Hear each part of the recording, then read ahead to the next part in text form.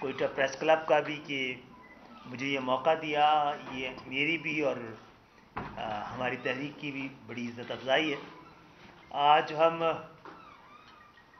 एक अहम शहर में बैठे हैं और पाकिस्तान जो कि मुख्तलिफ़ इकाइयों और मुख्तलिफ़ ज़ेली कौमियतों का एक गुलदस्ता है, और उस हवाले से सबकी राय, सबकी ज़बान, सबकी सकाफ़त, सबकी अहमियत है। हम शुरू से कहते रहे हैं कि जब तक पाकिस्तान में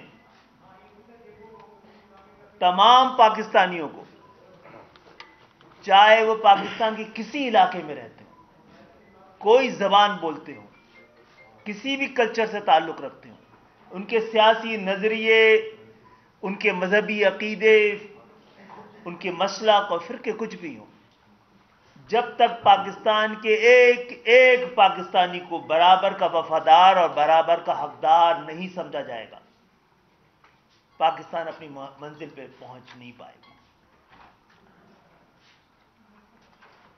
मौजूद साथी हज़रात, MQM एक ऐसा सियासी फिनोमेना है जिसके हवाले से बड़े लोगों को तहफ़्फ़ुज़ात भी रहे, इबहाम भी रहा, दिलचस्पी भी रही। आप सबके इल्म में है कि सन 1970-71 का सानहा, जिसमें पाकिस्तान अपने बड़े भाई से, मशरिकी पाकिस्तान से, जिसका कि इस पाकिस्तान बनाने में बड़ा कलीदी किरदार रहा है, पाकिस्तान मुस्लिम लीग जिसने कि पाकिस्तान बनाने का पूरी तहरीक चलाई थी, वो ढाका में ही बनी थी, ढाका में ही कायम हुई थी। उसके बाद एक नई सूरत हाल से हम सब, आप सब गुजरे हैं। हमने बलूचिस्तान में बमबारी भी देखी है, यहाँ की हुकूमतों को टूटते भी देखा है, यहाँ के लोगों को एहतजाज करते भी देखा है, और यही सूरत हाल कमोबेश पाकिस्तान के मुख्तलिफ इलाकों में मुख्तलिफ अदवार में रही है।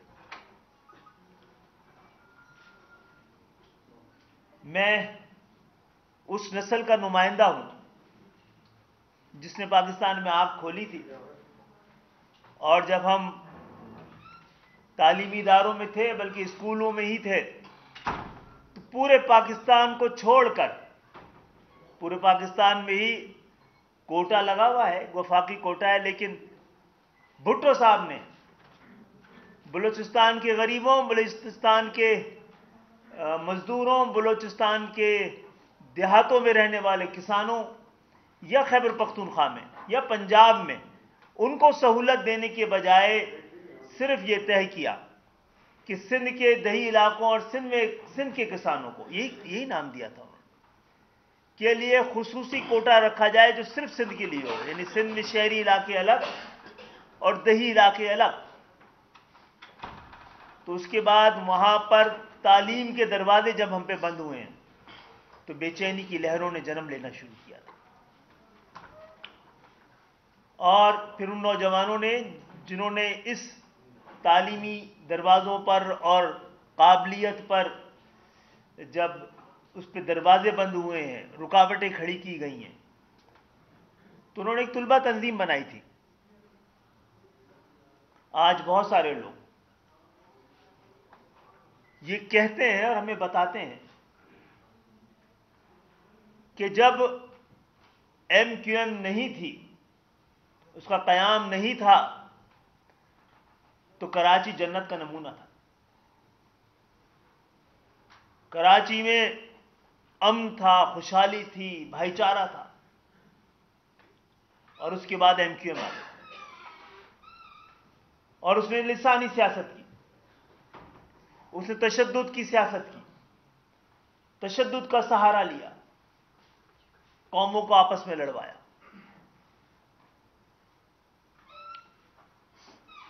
आज आपने मौका दिया है,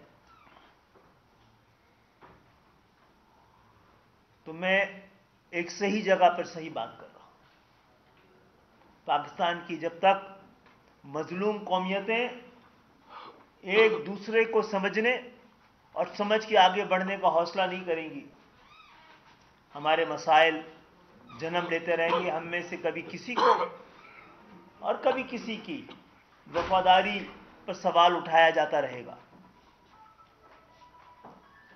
आप सबके इल्म में है कि मुत्तहदा कौमी मूवमेंट अपने क़याम के वक्त महाजिर कौमी मूवमेंट थी और उसका दायरा कार सिंध के शहरी इलाके थे। आप सबके इल्म में सिंध के शहरी इलाकों में आकर वो लोग आबाद हुए जिन्होंने 1947 में हिजरत की थी, और जिन्होंने हिजरत की थी वो अपनी इलाकाई शनाख्त को सरहद के उस पार इसलिए छोड़ के आ गए थे कि उनके नज़दीक इस्लाम और इस्लाम के नाम पर बनने वाला पाकिस्तान, यही दो शनाख्तें काफ़ी थी। लेकिन जैसा कि 2500 साल पहले सुकरात ने शायद कहीं कहा था कि आपकी शनाख्त आपका मुकद्दर होती है, और शनाख्त वही होती है जिसको दूसरा तस्लीम करे। अल्हम्दुलिल्लाह पाकिस्तान में बसने वाला हर एक मुसलमान भी है, एक छोटी सी अक़लियत के साथ साथ, और पाकिस्तानी भी है, और फिर उनकी ज़ेली कौमियतें और पहचान भी हैं जो भी बहुत अहम और तस्लीम किए जाने के लायक है।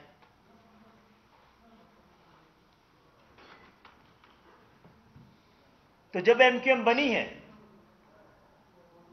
तो कराची की तमाम अखबारात के अंदरूनी सफ़ात पर 4 लाइन की और 1 सतर की, 1 कॉलम की खबर सिर्फ लगी थी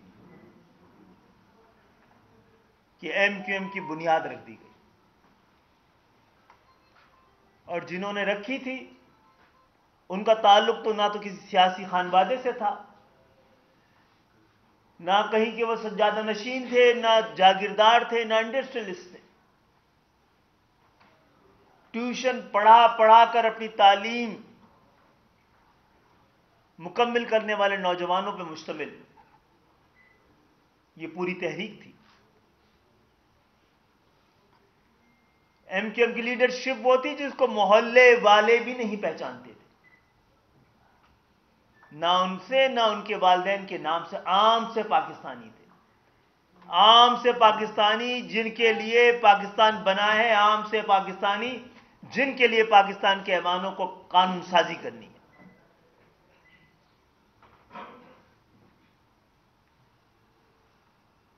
मुझे याद है कि MQM ने 1987 में इसी महीने मार्च अप्रैल के महीने में तय किया था कि हम कभी भी इंतखाबी सियासत में नहीं जाएंगे, लेकिन हमारे खिलाफ 2 बड़े ऑपरेशन एक ऐसे वक्त में जब हम सियासत में पूरी तरह कूदे ही नहीं थे, इंतखाबात लड़ने का इरादा ही नहीं करते थे, हमारे खिलाफ हुए थे। जिसके बाद हमने ये फैसला किया था कि हमें अब इंतखाबात में हिस्सा लेना चाहिए। 88 में 30 नवंबर को होने वाले बल्दियाती इंतखाबात में MQM की आधी लीडरशिप या तो जेलों में थी और बाकी आधी रूपोश थी, उसके खिलाफ ऑपरेशन हो रहा था। अवाम ने खुद MQM की जानिब से इलेक्शन कैंपेन चलाई, खुद खड़े हुए, क्योंकि हम में से अक्सरियत की उम्र 25 साल नहीं थी। हमारे पास बैनर्स और पोस्टर्स के लिए वसाइल नहीं थे। फिर आप सबके इल्म है कि अगस्त के हादसे ने ज़िया-उल हक साहब की रुखसती के बाद दोबारा जमहूरियत को मौका मिला। आम इंतखाबात 1988 में आ गए, और जब MQM 1988 के इंतखाबात लड़ने जा रही थी तो तमाम तजिया निगार ये लिखते थे, सियासत के तमाम माहिरीन का कहना यही था कि जो बल्दियाती इंतखाबात के नताइज हैं, कमो बेश इनके शहरी इलाकों में यही नताइज, यानी कि एमक्यूएम की कामयाबी की ही उम्मीद है, लेकिन एमक्यूएम के पास दो चीज़ों की कमी है। एक तो इनके पास सियासी तजर्बे की बड़ी कमी है, और दूसरा ये कि इनके पास वसाइल की कमी है। इंतखाबी सियासत दुनिया भर में ही, पाकिस्तान में तो क्या, दुनिया भर में ही पैसे का खेल। मोदी साहब के हज़रात, मेरी गुनाहगार आंखों ने इस पूरे माहौल में और सियासी तजरियों में और तजर्बों के बुनियाद पर लोग समझते ही तो यही थे कि अब मैंडेट एमक्यूएम के पास होना है। तो मेरी गुनाहगार आंखों ने खुद देखा है कि कराची से ताल्लुक रखने वाले, गुजराती बोलने वाले, मेमनी बोलने वाले, काठियावाड़ी बोलने वाले, उर्दू बोलने वाले बड़े बड़े सनतकार, ताजर और ऐसे सियासतदान कि जिनकी सियासी उम्रें एमक्यूएम की उस वक्त की लीडरशिप की तमाम उम्रों से ज्यादा थी, वो सब एमक्यूएम में आना चाहते थे और एमक्यूएम ने उनको लिया भी। और इसी जगह पर मैं आपको एमक्यूएम के सबसे बड़े गुनाह और सबसे बड़ी गलती का एतराफ करने आया, और वो ये है कि जब हमारे पास पाकिस्तान की तर्ज सियासत, पाकिस्तान के सियासत के उसूल के लिए जो चीज़ें ज़रूरी थी, यानी सियासी तजर्बा भी, पेशावर सियासतदान भी, वसाइल भी, और सियासत में सियासत करने के शौकीन इंडस्ट्रियलिस्ट और ताजिर हजरात भी, वो एमक्यूएम में आए, एमक्यूएम ने लिया। लेकिन 88 के इंतखाबात की टिकट हमारे कराची और हैदराबाद में, मीरपुर खास और नवाब शाह में जिस तरह की बस्ती थी, अगर गरीबों की बस्ती थी, हमने पढ़ा लिखा एक गरीबों से निकला हुआ, गरीब घराने से निकले हुए लड़के को ऐवान में भेजा। जहां मिडिल क्लास की बस्ती थी, वहां से मिडिल क्लास के नौजवान को भेजा। जो मुतवव्विल लोग रहते थे, वहां से मुतवव्विल उनके, क्योंकि पाकिस्तान के ऐवान को 98% पाकिस्तानियों के मसले के हल के लिए, उनकी जिंदगियों में सहूलत लाने के लिए, उनको सियासी आज़ादी देने के लिए, उनको माशी इस्तेहकाम देने के लिए, उनको तालीम और रोजगार देने के लिए, कानून साजी के लिए पाकिस्तान का ऐवान बना है। ये चंद खानदानों के लिए नहीं बना है, पेशावर सियासतदानों के लिए नहीं बना है, ये सिर्फ जागीरदारों के लिए नहीं बना है, पैसे के नाम पर जो पहुंचने की ताकत रखते हैं उनके लिए नहीं बना है। ये तो गरीबों के लिए ऐवान बनना चाहिए, जो पाकिस्तान के 98% अवाम के लिए कानून साजी कर सके। तो आप खुद बताइए, जिन्होंने कभी बस में लटक के सफर ना किया हो, कतार में लगकर पानी अपने घर में बाल्टी में लेके ना आया हो, जिन्होंने आम पाकिस्तानियों की तरह की जिंदगी ही ना गुजारी हो, जिन्होंने उनके मसाइल देखे ही ना हो, जो उनकी आम जिंदगियों से लाताल्लुक हों और पेशावर सियासत का शौक रखते हो, अपने कारोबार और अपनी जायदाद और जागीरों की हिफाजत के लिए सियासत में आते हैं, वो आम पाकिस्तानी की खुशहाली, इस्तेहकाम, इज्जत नफ्स और सियासी आज़ादी के लिए कैसा कानून साजी कर सकते हैं? हम आपके पास इसलिए आए कि हमने ये तजर्बा किया था और बड़े मुश्किल किया था, और अल्लाह ताला ने हमें सरफराज किया। उसके बाद जो कुछ भी हमारे खिलाफ कहा जाता रहा है, वो स्टेटस को के लोगों के लिए हम बहुत बड़ा खतरा बन के उभरे थे। आप सब जानते हैं, हम तो 2-3 शहरों से इंतखाबात लड़ रहे थे ना, तो पाकिस्तान का जो इक़्तिदार माफिया था उसको हमसे क्या खौफ हो गया था? आप सबके इल्म में हमारे टॉर्चर सेल निकाले गए, जिनापुर के नक्शे निकले, फिर बाद में बताया ना कि झूठ था, ऐसा कुछ नहीं था। मामला यह है कि कराची और सिंध के शहरी इलाकों में जहां एमक्यूएम रहती है, बसती है, सांस लेती है, घूमती और फिरती है, वहां पर एमक्यूएम से पहले अगर इसी तरह जैसे कि पोर्ट्रे किया जाता है कि दूध और शहद की नहरें बहती थी और इंसाफ और अमन तो ऐसा था कि शेर और बकरी एक घाट पे पानी पीते थे, अगर ऐसे ही हालात थे तो ये कमबख्त एमक्यूएम आ कैसे गई? लोगों ने, कौन लोग थे इससे पहले सिंध के शहरी इलाकों को रिप्रेजेंट करने के लिए? पाकिस्तान की बनाने वाली मुस्लिम लीग, और मुस्लिम लीग भी अल्हम्दुलिल्लाह हर ब्रांड की मुस्लिम लीग, अलिफ से लेके ये तक हर तरह की मुस्लिम लीग मौजूद थी। अगर इस्लाम के नाम पे कोई वोट देना चाहता है तो जमात इस्लामी से लेकर हर फिके, हर नजरिए, हर टोपी, हर मसलक की कोई ना कोई वोटर की तस्कीन कल्ब के लिए हर तरह का सामान, सियासी सामान मौजूद था। किसी को लेफ्ट की सियासत करनी है तो उसके लिए भी लीडरान मौजूद थे।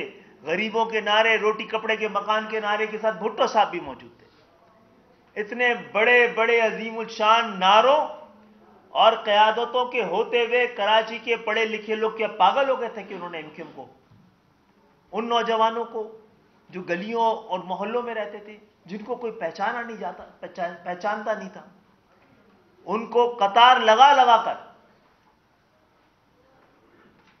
ना सिर्फ वोट दिया बल्कि इनकी पूरी की पूरी इंतखाबी कैंपेन चलाई। मैं खुद को एक सियासी मौजूदा समझता हूं कि मैं 4 दफा कौमी असेंबली का मेंबर बना हूं, मैंने 10 रुपए खर्च नहीं किए अपने इलेक्शन में। आपके जरिए बलूचिस्तान के नौजवानों को, किसानों को, तालिब इल्मों को ये मैसेज देना चाहता। आपको आज दावत शमूलियत नहीं है, अपने नजरिए, अपने ख्याल की शराकत के लिए आपके पास आए कि मिलके बैठ के तय करें। आज मैं इस रियासत के चौथे एक बड़े अहम तरीन सतून के सामने बात कर रहा हूं, जो खुद मिडिल क्लास से ताल्लुक रखते हैं, ज्यादातर मिडिल क्लास से ताल्लुक रखते हैं, कि ये किया जा सकता था, ये किया जाना है। हमने किसी ना कौमियत के खिलाफ रहे हैं, ना बरसरे पैकार रहे हैं। जिस वक्त जिन हालात को एमक्यूएम की, अब मैं बड़ा अहम जुमला बोल रहा हूं, जिन हालात को एमक्यूएम की पैदावार समझा जाता है, दरअसल एमक्यूएम उन हालात की पैदावार है।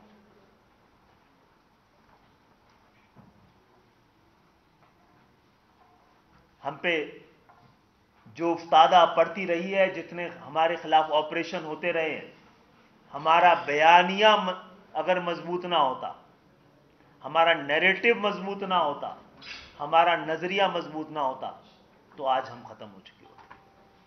हमारी टॉप लीडरशिप में तो बहुत सारे लोग मार दिए गए, नहीं रहे, जिला वतन हो गए।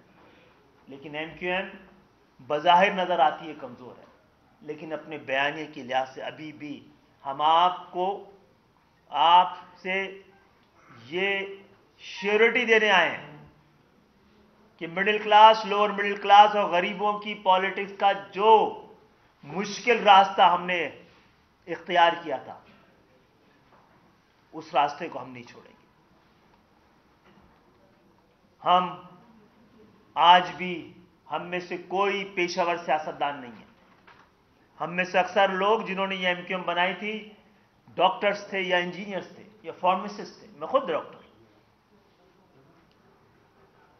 तालीम के बाद हमारे सामने एक ज्यादा बेहतर जिंदगी मौजूद थी। हम में से अक्सर जो लोग यहां बैठे हैं, उनकी आधी आधी जिंदगियां जेलों में या जिला वतनियों में गुजरी है। और जेलें भी आम जेलें नहीं जो आम सियासी वर्कर को मिलती हैं।